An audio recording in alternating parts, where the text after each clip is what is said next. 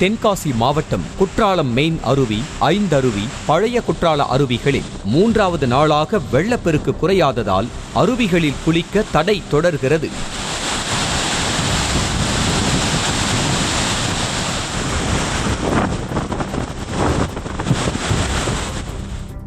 தேனி மாவட்டம் ஆண்டிப்பட்டி அருகே உள்ள வைகை அணை 34வது முறையாக அதன் முழு கொள்ளளவை எட்டியுள்ளது.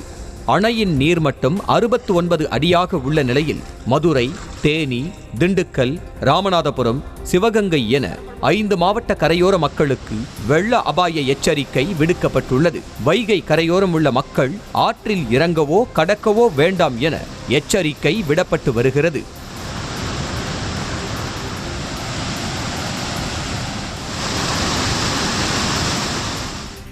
தேனி மாவட்டம் உத்தமபாளையத்தில் பாயும் முல்லை பெரியாற்றில் 2வது நாளாக வெள்ளம் ஆர்ப்பரித்து செல்கிறது. இதை அடுத்து பள்ளி மாணவர்கள், ஐயப்ப பக்தர்கள், பொதுமக்கள் ஆற்றில் மீன் பிடிக்கவோ, துணி துவைக்கவோ, குளிக்கவோ வேண்டாம் என எச்சரிக்கப்பட்டுள்ளனர். தற்போது முல்லை பெரியார் அணையிலிருந்து தமிழ்நாட்டிற்கு 1800 கன அடி நீர் திறந்துவிடப்பட்டிருப்பதால் தண்ணீரின் அளவு அதிகரித்துள்ளது குறிப்பிடத்தக்கது.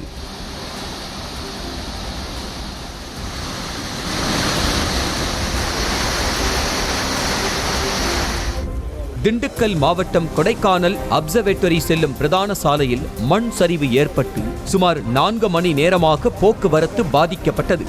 கடந்த 2 நாட்களாக கொடைக்கானலில் பரவலாக மழை பெய்து வரும் நிலையில் அதிகாலை அப்சர்வேட்டரி பிரதான சாலையில் சுமார் 30 அடி உயரம் உள்ள மண் சுவர் சரிந்து சாலையின் குறுக்கே விழுந்தது. இதை அடுத்து நெடுஞ்சாலைத்துறையினர் அங்கு சீரமைப்பு பணியில் ஈடுபட்டனர். மேல்மலை கிராம பகுதிகளுக்கு செல்லக்கூடிய வாகனங்கள் தற்போது மாற்று வழிச்சாலையில் சென்றன.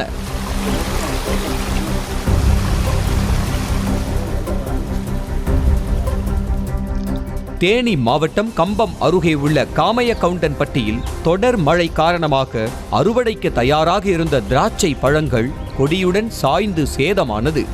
சுமார் 2 ஏக்கர் நிலத்தில் பயிரிடப்பட்டிருந்த திராட்சை பந்தல் கற்காலுடன் சேர்ந்து சாய்ந்ததால் வேதனை அடைந்துள்ள விவசாயிகள் நிவாரணம் வழங்க கோரிக்கை விடுத்துள்ளனர்.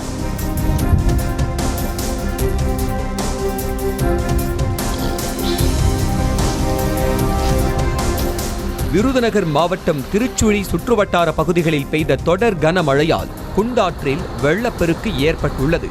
இதன் காரணமாக திருச்சுழியிலிருந்து உடையனாம்பட்டி செல்லும் தரைப்பாலத்தின் மேல் வெள்ளம் கரை புரண்டு ஓடுவதால் உடையனாம்பட்டி, சென்னிலைக்குடி, தாமரைக்குளம் உள்ளிட்ட 10க்கும் மேற்பட்ட கிராமங்களுக்கு செல்லும் போக்குவரத்து பாதிக்கப்பட்டுள்ளது. இதேபோல் ரயில்வே சுரங்கப்பாதையில் தேங்கிய மழை நீரால் கேத்தநாயக்கன்பட்டி வழியாக செல்லும் கிராமங்களுக்கான போக்குவரத்து முற்றிலும் பாதிக்கப்பட்டுள்ளது.